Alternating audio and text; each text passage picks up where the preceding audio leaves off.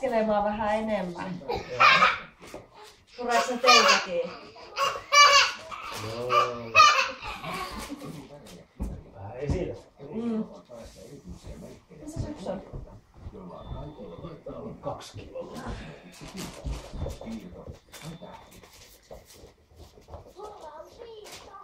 Vai mikä? Ai Jose? Oletko se pentuja vai lapsia vai? Se on tuolla vessassa leikkii leikolla.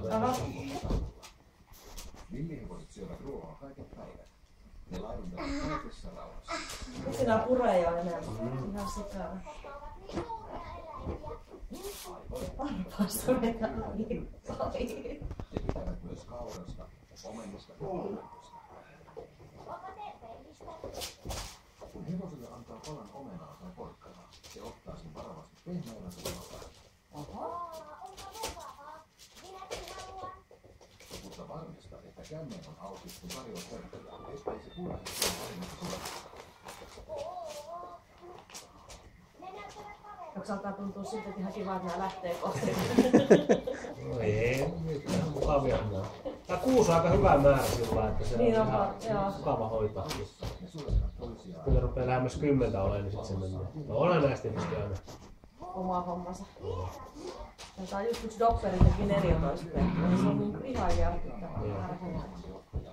Ihan sen emän kannaltakin, niin varmaan ihan... Älä syö yksin lähtöjä, se on just pinkki. Näetkö se rikkoos?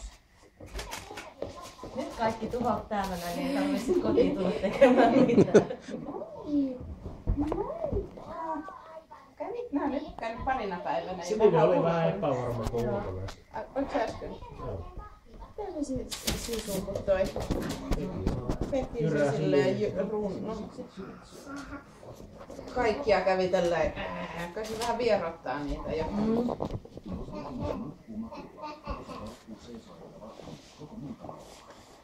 Hei Konsta, älä viitti. Älä. Älä perseen. Hyvin hukkuu tonne. Täällä on jo aika kiveä. No ei se niin kauan. Missä nämä varaat tiukata paljon? Sä löysit. Ei Kosti, se et mene sinne. Et. Tsyp. Se katkee ne jalat. Tää? Et sä selvän päälle voi Et mennä. se voi sitä. Mitä te nyt mun villapaitaa revittää? Sä hepulit olitte sitten vähän ulkona olitte. Vähän ulkona. Kaikki, mitä villapaita nyt on? Ja sit saa hyvin kiinni.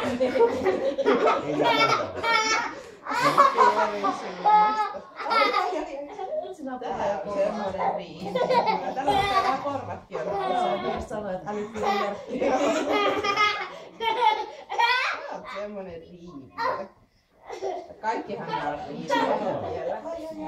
Pentuja. Ei se ole. Kaikkihan nää on semmoisia riisiä.